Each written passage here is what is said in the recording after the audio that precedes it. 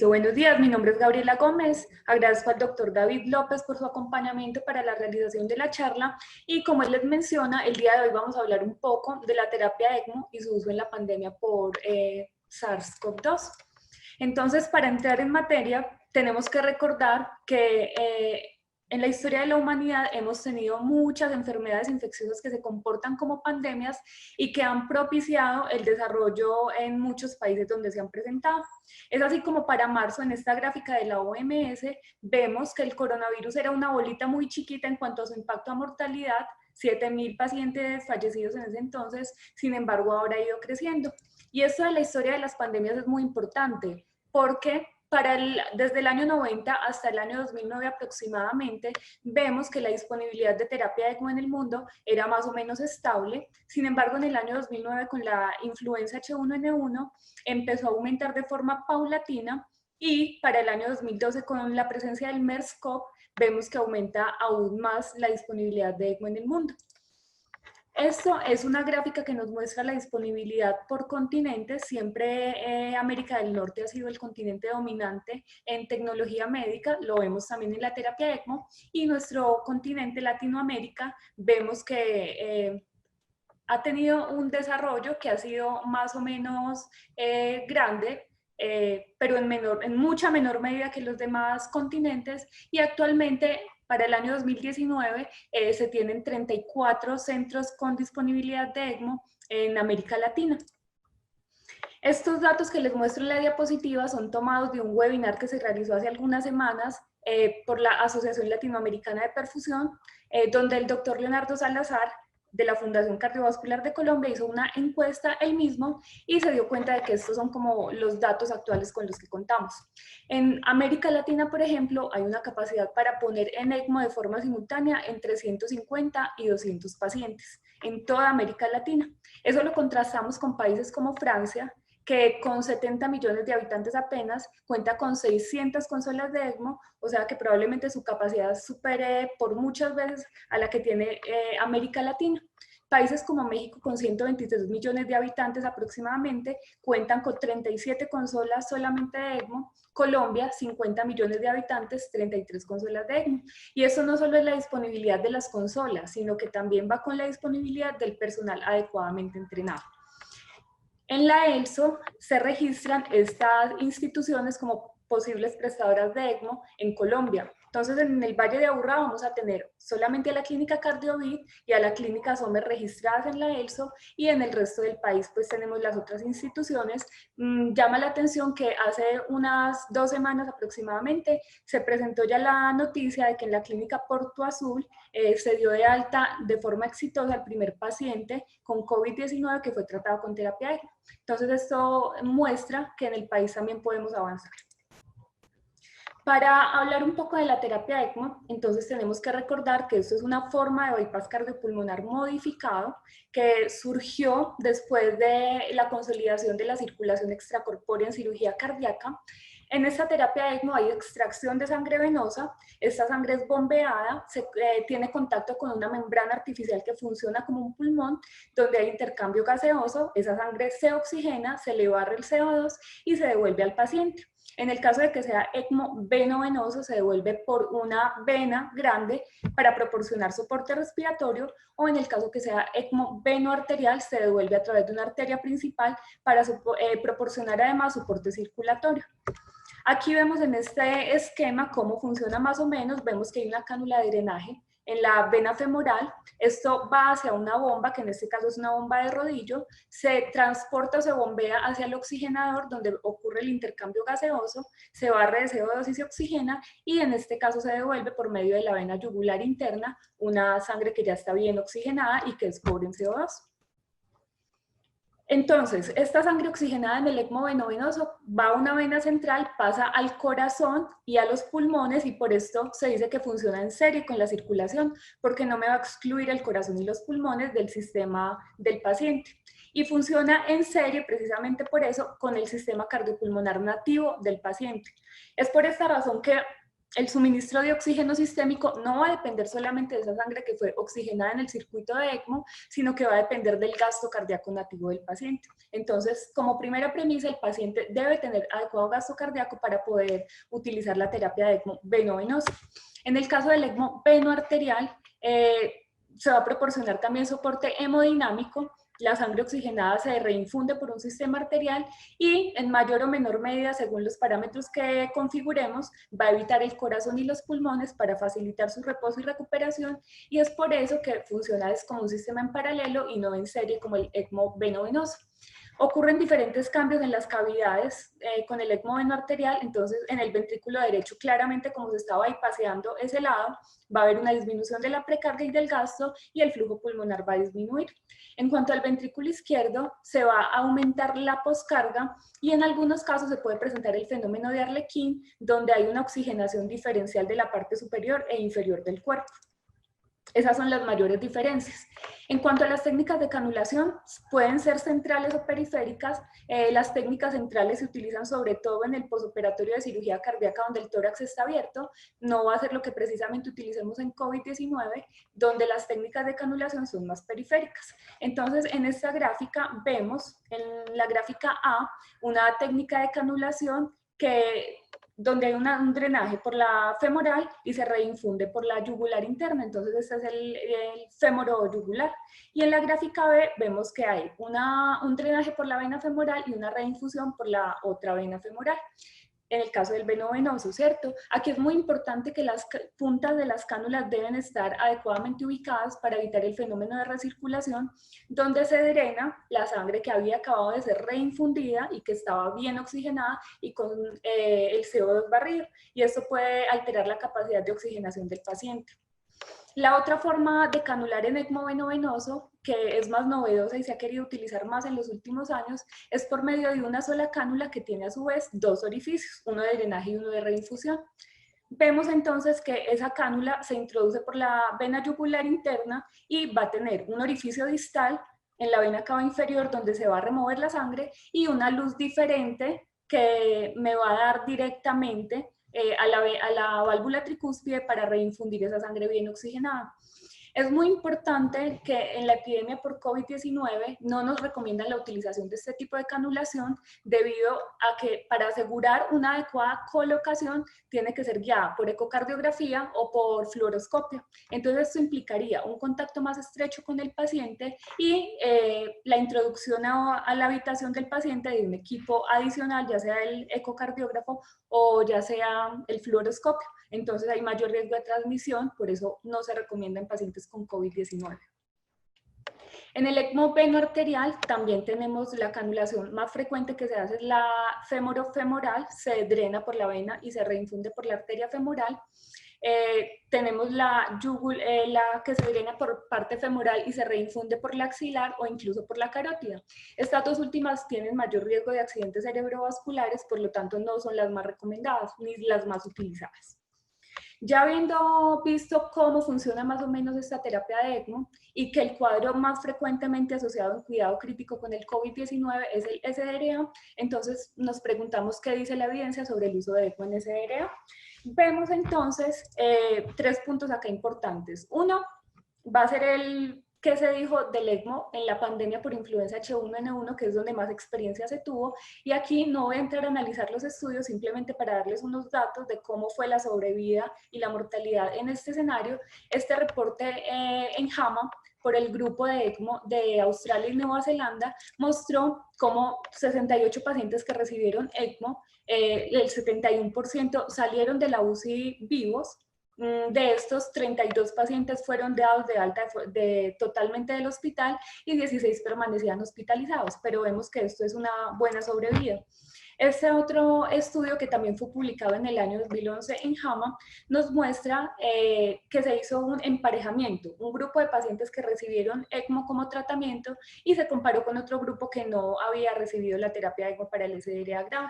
Se mostró que la mortalidad hospitalaria para los pacientes con ECMO fue de 24%, mientras que en los que no recibieron esta terapia fue del 52%. Entonces la diferencia que se reportó en este y en otros estudios es grande y por eso yo creo que vale la pena seguir hablando de ECMO en esta enfermedad que nos cobija actualmente. De estos y otros estudios que aprendimos, que probablemente los pacientes con comorbilidades graves o falla multiorgánica, incluso teniendo terapia ECMO, permanecen con alto riesgo de mortalidad intrahospitalaria y algunos estudios lo que recomendaban es que probablemente para situaciones futuras similares como las que estamos viviendo actualmente, los que más se iban a beneficiar eran los pacientes jóvenes que estaban gravemente enfermos, pero que previamente habían sido sanos. Y aquí vamos empezando a ver los criterios de inclusión con los que contaríamos para escoger a los pacientes. Los otros dos puntos que vamos a ver acá son los dos grandes ensayos clínicos que hay con respecto al ECMO en SDRA grave. Entonces, creo que todos conocemos este estudio que se publicó en el año 2009 en Lancet, el CESAR, que fue un ensayo clínico aleatorizado. Incluyó 180 pacientes que se recolectaron del año 2001 al año 2006 y se quisieron poner 90 en el grupo para continuar manejo con ventilación mecánica convencional y 90 para estar en el grupo que se instauraba la terapia ECMO. Esto se realizó en el hospital de Glenfield, que queda en Inglaterra, y era un solo hospital manejando el ECMO para esos pacientes versus 92 hospitales que tenían UCI y donde se daba el manejo a los pacientes que quedaban aleatorizados en el grupo de ventilación mecánica convencional. Dentro de los criterios de inclusión de este estudio estaban pacientes de 18 a 65 años que cumplieran con criterios de SDRA grave y que fuera potencialmente reversible. Aquí hacemos un paréntesis, ellos definían ese SDRA grave por la escala de gravedad de Murray. John Murray fue un neumólogo estadounidense que estudió mucho esta parte del SDRA y que desafortunadamente a sus 92 años falleció de forma paradójica por un SDRA debido a COVID-19. Entonces, ¿esta escala qué criterios incluye? La radiografía de tórax, el compromiso observado ahí, y parámetros como el PIB, la PAFI y la compliance pulmonar. De acuerdo a esto, si el score de Murray era mayor a 3, se podían incluir como un SDRA grave. Los criterios de exclusión es que el paciente tuviera ventilación mecánica por más de 7 días, con altas presiones inspiratorias pico, altas FiO2, que tuviera sangrado intracraneal o cualquier otra condición que limitara la heparinización. Y como hipótesis principal, ellos tenían que un protocolo basado en ECMO podía incrementar la sobrevida sin discapacidad grave a 6 meses, comparado con el manejo convencional, siendo costo efectivo. Y como resultado primario querían medir la mortalidad o la discapacidad grave a 6 meses. Y ellos definen discapacidad grave como el confinamiento del paciente a la cama y la incapacidad para bañarse y vestirse solo. Del grupo de 90 pacientes considerados inicialmente para el grupo de ECMO, esto es súper importante, solamente 68 pacientes recibieron el ECMO. ¿Por qué? Porque como todos se tenían que remitir al mismo centro de ECMO, que era el hospital de Glenfield, 3 murieron antes de transportarse, 2 durante el transporte, y de los 85 que llegaron al centro de ECMO, ellos tenían un protocolo, y es que si ese paciente estaba estable hemodinámicamente, los iban a optimizar con ventilación protectora durante 12 horas, y si aún así continuaban con los índices de oxigenación tan alterados, ahí sí entraban a terapia con ECMO. Entonces, de esos que llegaron al centro, 17 se trataron con ese protocolo de ventilación mecánica protectora, 14 no tuvieron que entrar al grupo de ECMO, por lo que los que finalmente recibieron esta terapia fueron solo 68, de los cuales sobrevivieron 43. Los resultados los vemos en esta tabla entonces. La muerte o discapacidad a 6 meses fue presente en 37% de los del grupo de ECMO versus 53% en el grupo de manejo convencional. Y en esta curva de Kaplan-Meier vemos cómo la sobrevida es mayor en los pacientes que recibieron ECMO. Resultados secundarios como la muerte a 6 meses o antes del alta hospitalaria también fue mayor en los pacientes que estuvieron en el grupo manejo convencional versus el ECMO. La discapacidad grave, en el grupo de ECMO no hubo pacientes, en el grupo de manejo convencional se reportó un paciente así, y las causas de muerte fueron diferentes. En el grupo de ECMO la principal fue la falla multiorgánica, mientras en el grupo de manejo convencional fue la falla respiratoria. Es así como la conclusión de este estudio es que la sobrevida sin discapacidad a 6 meses en el grupo que recibió ECMO fue 63% versus 47% en el grupo de manejo convencional, un resultado que parece ser clínicamente muy significativo, pero el estudio, si no tuvo validez posteriormente, validez completa, fue por estas limitaciones. Una es que los pacientes que estaban en el grupo de manejo convencional no se les ordenaba de forma clara o estandarizada cuál era ese manejo convencional. Entonces, como eran 92 UCI los que manejaban estos pacientes, ellos escogían con qué volúmenes se ventilaban, con qué presiones, era muy poco estandarizado, aunque los autores dicen que ellos siempre recomendaban ventilación protectora, pero no podían garantizar esto. Lo otro es que muchos de los pacientes, como les mostré, que se autorizaron inicialmente al grupo de ECMO, no recibieron esta terapia y que del año 2001 al 2006, cuando se reclutaron estos estudios, estos pacientes, no se aplicaba el prono ni la infusión de relajantes neuromusculares de forma rutinaria. Entonces esto es un poco lo que le quitó validez al estudio, sin embargo se vieron resultados muy alentadores. El segundo estudio que les mencioné es el EOLIA, que se publicó en el año 2018 y que también fue un ensayo clínico aleatorizado donde se eligieron pacientes que cumplieran criterios para SDRA, que estuvieran en ventilación mecánica por menos de 7 días y que cumplieran criterios de gravedad. Y acá es súper importante que nos fijemos cuáles eran esos criterios de gravedad, porque hoy en día seguimos utilizando estos para elegir qué pacientes pueden ir o no a ECMO. Entonces eran los que tuvieran una PAFI menor a 80 por más de 6 horas, una PAFI menor a 50 por más de 3 horas, o que tuvieran un pH menor a 7.25 con una CO2 mayor a 60 por más de 6 horas, optimizando los parámetros del ventilador para tratar de barrer esa hipercapnia. Ellos, antes de aleatorizar a los pacientes, recomendaban de forma rutinaria que en estos que cumplieran con criterios de gravedad se utilizaran relajantes neuromusculares, sesiones de prono, vasodilatadores pulmonares, ya fuesen inhalados o intravenosos, maniobras de reclutamiento e incluso ventilación oscilatoria de alta frecuencia.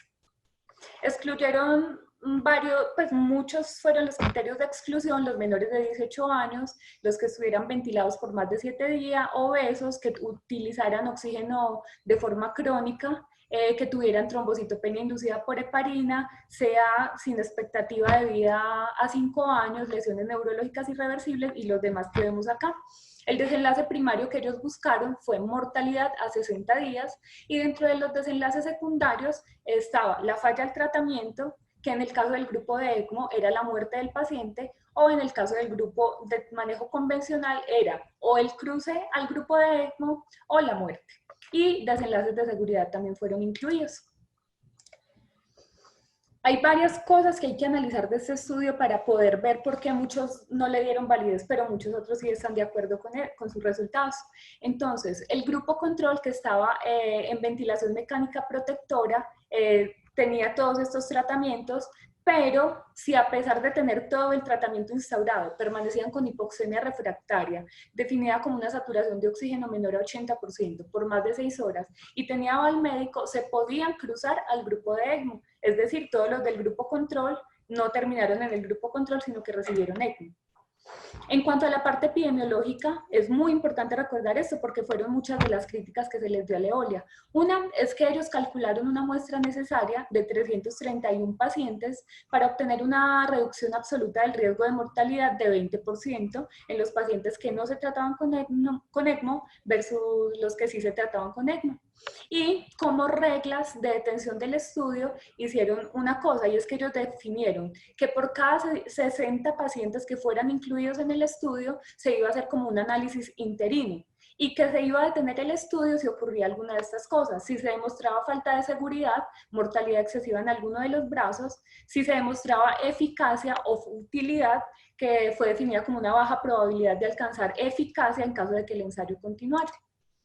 Entonces, según esto, ellos, cuando habían reclutado 240 pacientes, o sea, al cuarto análisis interino, decidieron detener ese reclutamiento porque dijeron que no encontraron diferencias estadísticamente significativas en mortalidad de 60 días, que no es lo mismo que una diferencia clínicamente significativa. Aquí vemos entonces los resultados que se obtuvieron hasta esa cantidad de muestra, 240 pacientes, donde el resultado primario, que fue mortalidad a 60 días, fue 35% en el grupo de ECMO versus 46% en el grupo control, es decir, una reducción absoluta del riesgo de 11%. Entonces, aquí vamos pensando cada uno si esto es clínicamente o no clínicamente significativo. Vemos en esta curva de Kaplan-Meier cómo el beneficio en sobrevida se notó en los pacientes en el grupo de ECMO con una P de 0.07. Y dentro de los resultados secundarios vemos que también fue muy significativa en el grupo de ECMO, 35% versus 58% en el grupo control. Recordemos que era o el cruce al grupo de ECMO o la mortalidad en estos pacientes. Por otro lado, en los resultados secundarios, la estancia tanto en UCI como en el hospital claramente fue mayor en los pacientes que recibieron ECMO, pero hubo otros resultados secundarios que fueron benéficos en cuanto a los que recibieron ECMO. Ellos fueron, por ejemplo, los días libres del ventilador, los días libres de terapia de reemplazo renal, que también fueron más en los pacientes con ECMO, y las terapias adicionales claramente se utilizaron más en el grupo control que en los pacientes que recibieron ECMO.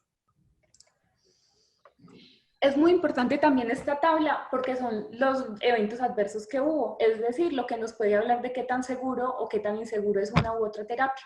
Entonces vemos que de forma significativa en el grupo de ECMO hubo más trombocitopenia grave, 27% versus 16% en el grupo control. El sangrado que condujo a transfusión también fue más elevado en el grupo de ECMO, pero resultados que se esperaba que fueran diferentes, como el stroke hemorrágico, que uno pensaría que los pacientes en ECMO que están anticoagulados van a tener más stroke hemorrágico, no fue así. Fue más o menos similar sin una significancia importante. El stroke isquémico fue más frecuente en el grupo de manejo convencional que en el grupo de ECMO y no hubo una mortalidad asociada a los pacientes que recibieron ECMO. Entonces vemos que por el lado de seguridad, aunque se aumenta la trombocitopenia y el sangrado que requiere transfusión, no aumenta desenlaces como la mortalidad, que es muy importante.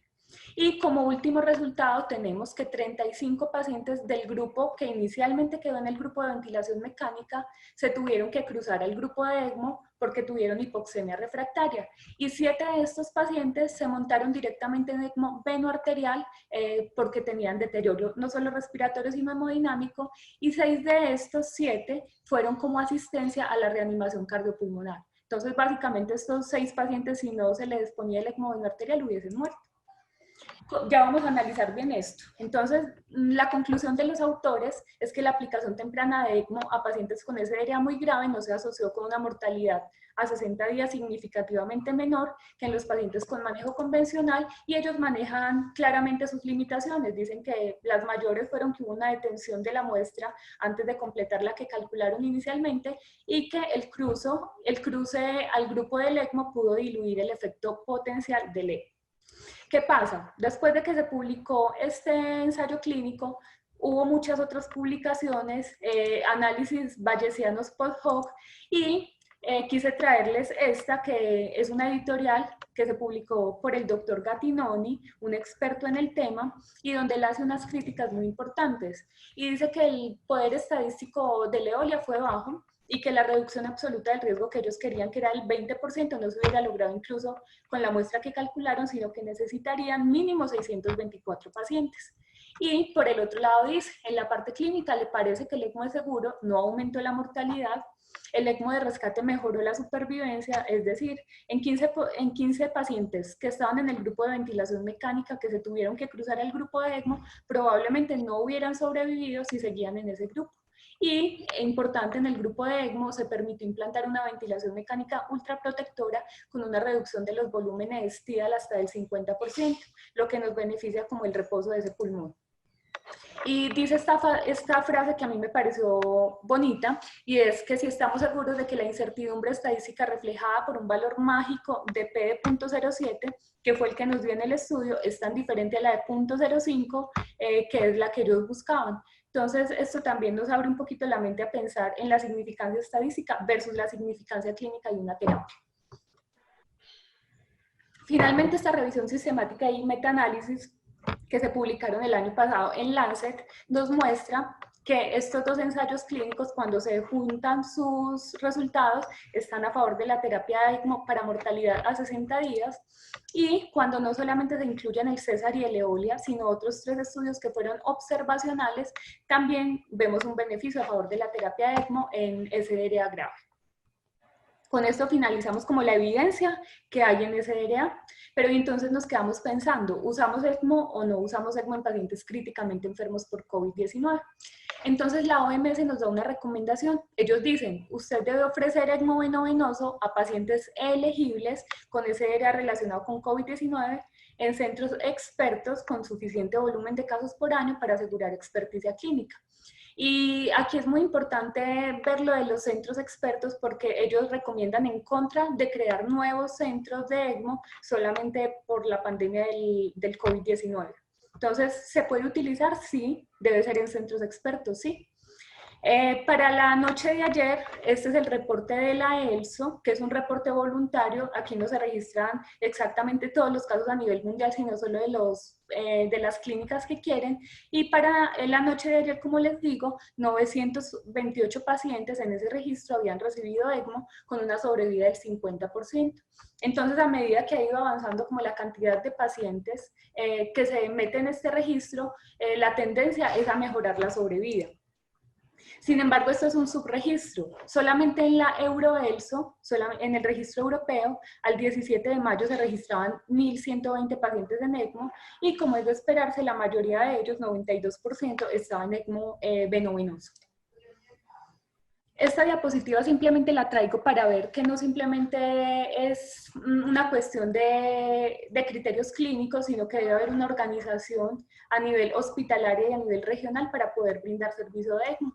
Entonces, ellos recomiendan que antes de implementar la terapia de ECMO se mire si hay una adecuada planificación, asignación de recursos, no solamente económicos, sino de personal, si el personal está entrenado en el uso de ECMO y en el control de infecciones, las medidas preventivas, cómo se van a transportar esos pacientes que reciben ECMO, cómo se va a hacer la liberación, la decanulación y la rehabilitación. Y es claro que no todos los pacientes van a tener desenlaces sobre vida como quisiéramos, entonces los cuidados post-mortem también los debemos tener en cuenta, el apoyo psicológico al personal, consideraciones éticas en el caso de que se presentara un pico y se tuviera que decidir qué pacientes entran y qué pacientes no, y sobre todo asegurar que ese servicio se va a prestar con calidad y que va a servir para una investigación para eventos futuros. Entonces esto es muy importante para mirar que es un esfuerzo clínico y administrativo. Aquí la experiencia de algunos centros a nivel mundial, por ejemplo el Hospital de Vall-d'Hebron en Barcelona publica esta tarjeta donde ellos ponen cuáles son sus indicaciones para considerar a un paciente para ECMO. Entonces ponen esos criterios de gravedad que ustedes ven en la pantalla, por mínimo 12 horas, hipercapnia refractaria o incluso choque cardiogénico refractario. Como contraindicaciones absolutas, la edad, ellos lo ponen cuando es superior a 65 años, cuando el paciente no desea recibir hemoderivados que van a ser necesarios en el paciente que está en ECMO, y cuando la ventilación mecánica con niveles altos de presión y de FiO2 se ha dado por más de 7 días. Contraindicaciones relativas se dan entre 60 y 65 años, estados de inmunodepresión, imposibilidad para anticoagular o la obesidad. El Instituto del Corazón de Oklahoma también en un esfuerzo creó un score basado en factores de riesgo, que no les voy a leer, ustedes los pueden ver en pantalla. Cuando ese score de forma combinada da mayor a 5 puntos, ellos de entrada dicen que ese paciente tiene contraindicación para considerarse como terapia ECMO. Este reporte se presentó por un webinar hace aproximadamente un mes, donde en el Hospital Universitario de Bellvitge en Barcelona reportaban al 8 de abril 400 pacientes aproximadamente con COVID-19 en su hospital. Cerca de 100 pacientes de estos 400 estaban en UCI y 6 en ECMO. Contraindicaciones que ellos tenían de forma absoluta era la edad mayor a 70 años, la ventilación mecánica por más de 10 días, el índice de masa corporal mayor a 40 y el resto de casos era como más según casos particulares. Y claramente tendríamos que tener un manejo con ventilación mecánica protectora con al menos 2 sesiones de prono, cada una de 20 horas, siempre haber intentado maniobras de reclutamiento y tener pues criterios de oxigenación inadecuados. Ellos reportaron y mostraron los resultados de estos pacientes. Eran 6 pacientes, todos menores de 56 años, sin antecedentes patológicos, entre ellos una mujer de 26 años, que fue la que se montó directamente en terapia de ECMO venoarterial porque tenía miocarditis de forma adicional al SDRA. A esa fecha no reportaban evolución alentadora en ninguno de los pacientes y al momento del reporte todos seguían en ECMO, incluso uno de ellos, el paciente de 56 años, requiriendo prono estando en la terapia ECMO. No pude encontrar cómo han evolucionado estos pacientes, pero sí se cuestiona uno cómo les iría, porque en otros reportes se han reportado ECMOs en COVID-19 de hasta 40 días con resultados buenos. Entonces nos queda ahí la duda. Casos exitosos de ECMO en COVID-19 se han reportado. Entonces, por ejemplo, esto es muy llamativo porque es una mujer de 74 años con enfermedad renal crónica estadio 4, diabética, obesa, quien estaba en un crucero y cuando llegó a la ciudad de Yokohama, en Japón, después de tener síntomas respiratorios por 4 días, la ingresaron al hospital por deterioro respiratorio, le hicieron la prueba pues, para COVID-19 que fue positiva. A los 3 días de la estancia en el hospital fue intubada, 6 días, al 6º día de estancia, o sea, 3 días de ventilación mecánica, se montó en terapia de ECMO veno-venoso, 12 días, al 12 día de estancia se liberó del ECMO, se le realizó una traqueostomía y al día 19 de estancia se pudo liberar del ventilador de forma exitosa. Y este otro caso, un paciente de 54 años, 13 días de fiebre y escalofríos, ingresó al hospital. Al 4º día de estancia se le tuvo que colocar una cánula nasal de alto flujo, ya se había confirmado que era COVID-19 positivo. Al 8º día de estancia, por deterioro en sus índices de oxigenación, se decidió intubar con esta radiografía de tórax. Y por falta de mejoría en los parámetros de oxigenación, incluso con la ventilación mecánica, ese mismo día entró en terapia ECMO. Al día 13 de estancia se logró liberar del ECMO con esta placa de tórax, mucho mejor respecto a la previa. El día 14 de estancia se realizó traqueostomía percutánea y al día 23 de estancia se logró liberar incluso del ventilador, quedando con su traqueostomía, y esta es la foto que ponen en el reporte. Un paciente que ya se ve muy bien sentadito y que está respirando por su traqueostomía. Entonces son casos que se han reportado exitosos. En Colombia, ¿qué tenemos? Esta guía o consenso colombiano de atención, diagnóstico y manejo del COVID-19 nos dice en cuanto a la terapia de ECMO que no es la primera línea de tratamiento en caso de pandemia, ¿cierto? Que se utilizará de acuerdo a la disponibilidad por ser un recurso muy limitado a centros especializados, y como criterios ponen igual hipoxemia severa o hipercapnia severa durante los periodos de tiempo que ustedes ven y que no les voy a leer por aras del tiempo. Este finalmente es el documento como que ha recopilado la mayor cantidad de información y que se basa en preguntas y respuestas que los mismos autores de la ELSO se responden. Entonces, ¿cuáles son los criterios para entrar a un paciente en ECMO según la ELSO? Y que yo pienso que al ser la institución mundial más grande en conocimientos en ECMO podríamos seguir, y es que inicialmente un paciente con SDRA grave se debe tratar la causa subyacente, estrategias de ventilación protectora y toda la resucitación que necesite. Si el paciente tiene una PAFI menor a 150, pues se recomienda fuertemente que se le den sesiones de prono, relajantes neuromusculares, estrategias con alta PIP e incluso vasodilatadores pulmonares inhalados con maniobras de reclutamiento. Si a pesar de esto siguen estando estos criterios, y que si recuerdan los que les mostré en el EOLIA son los mismos, una PAFI menor a 80 por más de 6 horas o menor de 50 por más de 3 horas, o un pH menor a 7.25 con un CO2 mayor a 60 por más de 6 horas y no tiene contraindicación, se debe recomendar ECMO. Al igual que si la PAFI es mayor a 150, pero ese paciente está acidótico con el CO2 elevado por más de 6 horas, también sería una indicación del ECMO si no tiene ninguna contraindicación. Entonces, este algoritmo creo que podríamos darnos alguna luz para el manejo que vamos a tener en nuestro medio. Finalmente, las preguntas y respuestas que les digo se mencionaron en este documento muy responsablemente publicado, La primera es esta: si debería considerarse el ECMO para los pacientes con COVID-19. Claramente la evidencia nos muestra que puede haber alguna utilidad, y la ELSO nos dice que eso depende de una responsabilidad local a nivel hospitalario y regional, según cómo esté la carga de la enfermedad en el medio, si hay dotación del personal y si todavía hay recursos para brindar la terapia.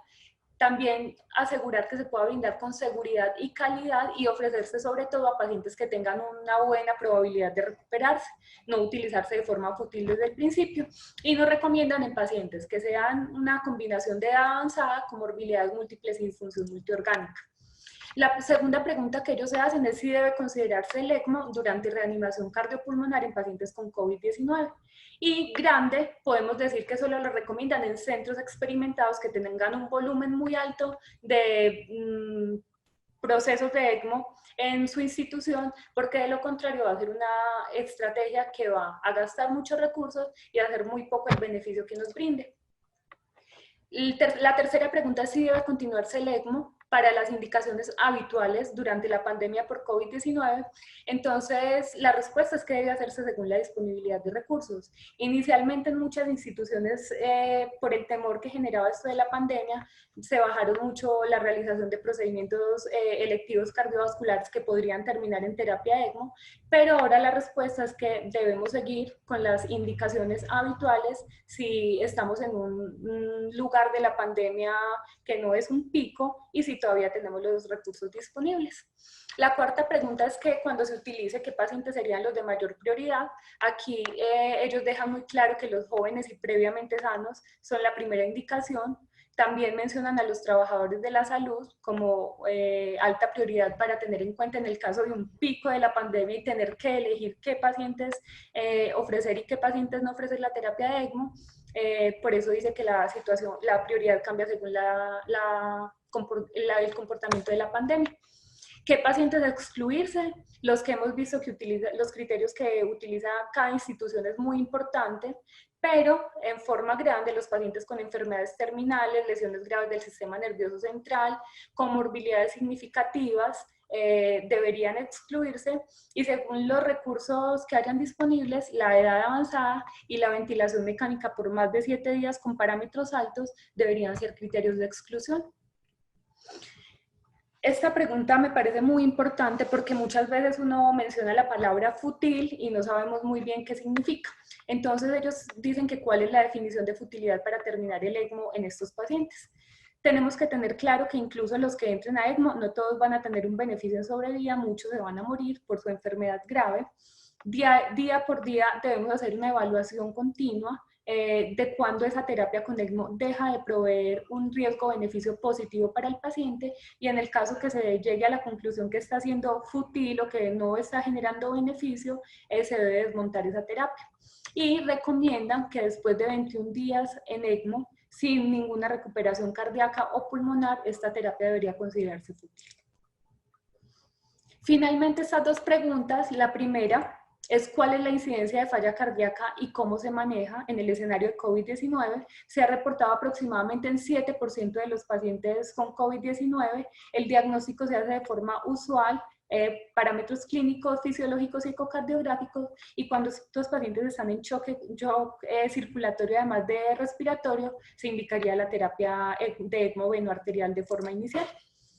La última pregunta, y no deja de ser importante, es cuáles son las medidas de protección que debe usar el equipo médico que se incluye en el establecimiento del ECMO. Ellos no dan recomendaciones diferentes al resto de personal médico que se va a acercar a un paciente con COVID-19, no dan precauciones especiales para el contacto con sangre. Entonces, en conclusión, utilizar las mismas medidas de protección personal que se utiliza para el resto de los pacientes.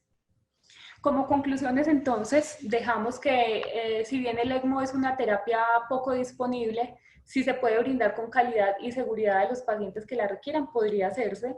Con la poca evidencia disponible que les mostré, parece que mejora la sobrevida en SDRA grave, por lo cual de forma personal, si tuviera un familiar que está en esa situación, quisiera que se le brindara la terapia.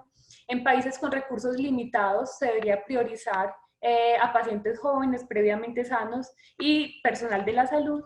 siempre recordando que los objetivos principales va a ser evitar infección en el personal de salud que maneja a estos pacientes y sobre todo salvar años de vida productiva. Entonces es aquí donde tenemos que tener muy claros los criterios de inclusión y de exclusión para considerar a un paciente como beneficiario o no de la terapia con él. Eso era lo que les traía. Muchas gracias.